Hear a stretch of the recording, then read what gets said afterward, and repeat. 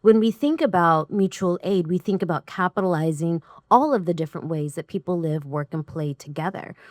For us, mutual aid really helps to break down the ways that philanthropy has looked at itself as a charitable institution and really calls philanthropy into being in solidarity with social movements, right? Mutual aid is not one directional, it's a benefit that supports community members in all directions. So, our ability to support those groups that are thinking about, yes, the defense, how we protect, but also the offense, what are we trying to build? And how do we create spaces for our communities to dream and build beyond and outside of what our local government, state, or federal government might be telling us is what's politically feasible to actually be able to build what we know is ultimately necessary for us to live and thrive.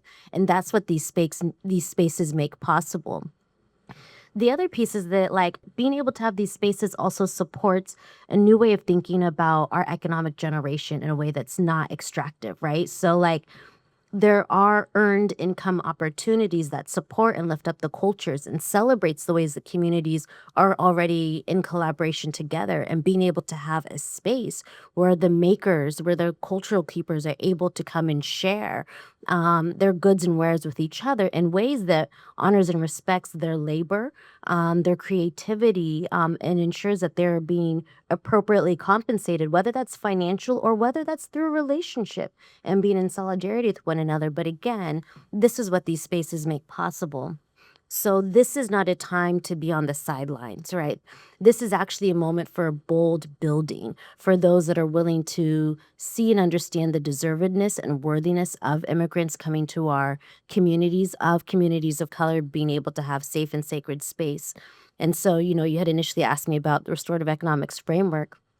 In short, I think the work of PANA is a beautiful illustration of it. Typically, with development projects like this, you have one sole organization or one individual that amasses all the wealth.